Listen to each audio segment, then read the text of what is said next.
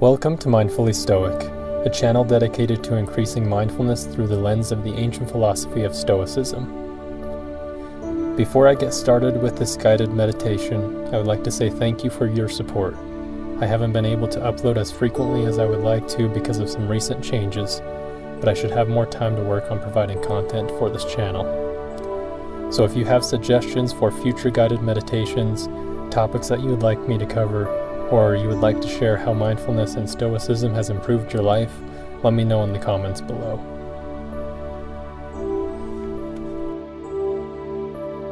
This guided meditation is called Purpose and Progress, because it reflects on the Stoic approach to purpose and duty to humanity.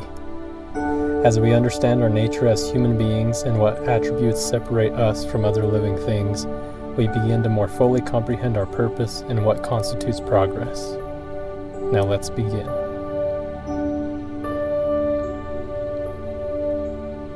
Now start by finding a comfortable place in a quiet environment. Whatever position feels right for you and your body to enter into a relaxed state. Focus on your breathing patterns without changing it. Just try to get comfortable. Begin to acknowledge the movement of blood within your body, the breath flowing in and out of your lungs, the various sounds entering your ears, and maybe the small movements of your body as you try to get deeper into relaxation.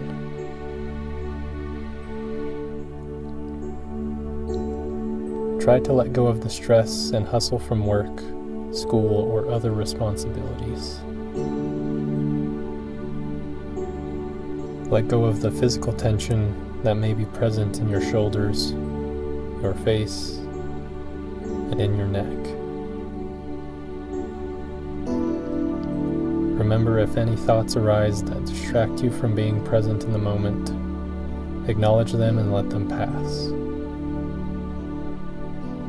Imagine these unwanted thoughts as clouds that float away in the sky, or as leaves that drift down a serene stream.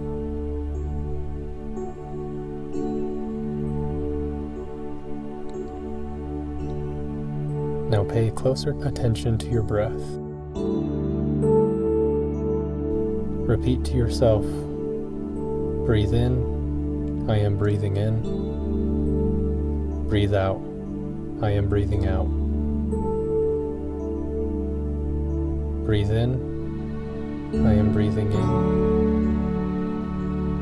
Breathe out, I am breathing out.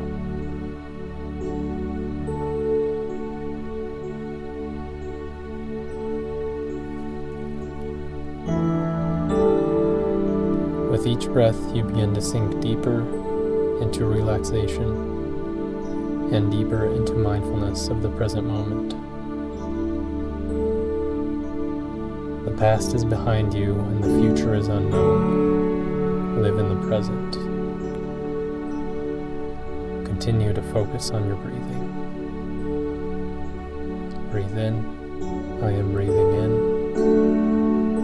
Breathe out, I am breathing out. Breathe in, I am breathing in. Breathe out, I am breathing out.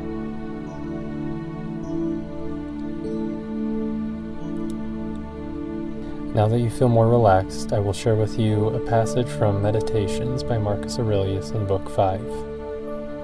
In this passage, he has an internal dialogue with two aspects of himself. He states, "At dawn, when you have trouble getting out of bed, tell yourself, I have to go to work as a human being. What do I have to complain of? If I'm going to do what I was born for, the things I was brought into this world to do, or is this what I was created for, to huddle under the blankets and stay warm? But it's nicer here. So you were born to feel nice? Instead of doing things and experiencing them, don't you see the plants, the birds, the ants and spiders and bees going about their individual tasks, putting the world in order as best as they can, and you're not willing to do your job as a human being, Why aren't you running to do what your nature demands? But we have to sleep sometime. Agreed, but nature set a limit on that, as it did on eating and drinking, and you're over the limit. You've had more than enough of that, but not of working. There you're still below your quota. You don't love yourself enough, or you'd love your nature too, and what it demands of you. People who love what they do wear themselves down doing it. They even forget to wash or eat. Do you have less respect for your own nature than the engraver does for the engraving? The dancer for the dance, the miser for the money, or the social climber for the status? When they're really possessed by what they do, they'd rather stop eating and sleeping than giving up practicing their arts. Is helping others less valuable to you, not worth your effort?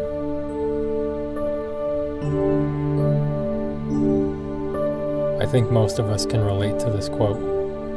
At times we may want to take the path of least resistance.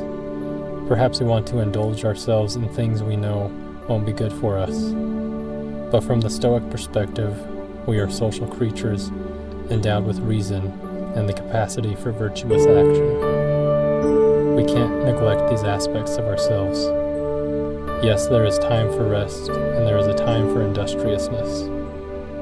We must be mindful of moderation in our life so that one doesn't overtake the other and disrupt the balance.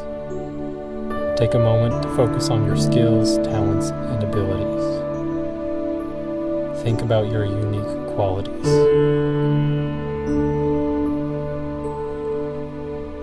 Reflect on the interconnected nature of all things.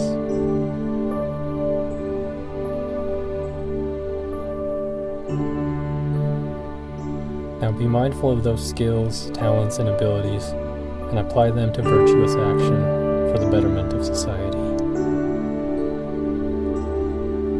And if that seems like a grand goal, then start small. Start with your friends, family, and community.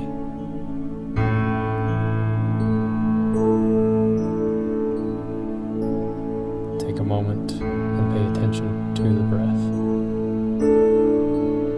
Breathe in, I am breathing in. Breathe out, I am breathing out.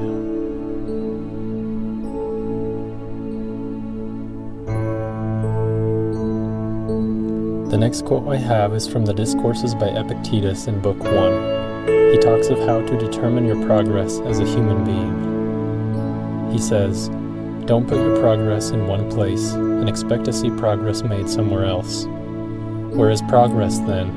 If there is anyone who renounces externals and attends instead to their character, cultivating and perfecting it so that it agrees with nature, making it honest and trustworthy, elevated, free, unchecked, and undeterred. And if they've learned that whoever desires or avoids things outside of their control cannot be free or faithful, but has to shift and fluctuate right along with them, subject to anyone with power to deprive them of these externals. And if from the moment they get up in the morning, they adhere to their ideas, eating and bathing like a person of integrity, putting their principles in practice in every situation they face, the way a runner does when he applies the principles of running, or a singer those of musicianship, that is where you will see true progress embodied, and find someone who has not wasted their time making the journey here from home." Stoicism is a philosophy of practice and not simply theoretical ideas. We can't place our practice in simply reading books, but we must find opportunities each day to implement courage, wisdom, moderation, and justice. We must love humanity. We must renounce externals and focus on our character, as Epictetus stated. I end this guided meditation with a quote by Stephen Batchelor in his book, Buddhism Without Beliefs. "Commitment to the most worthy purpose is of little value if we lack confidence in our ability to realize it." Thank you for listening to Mindfully Stoic. If you feel so inclined, please like, subscribe, and share with your friends and family.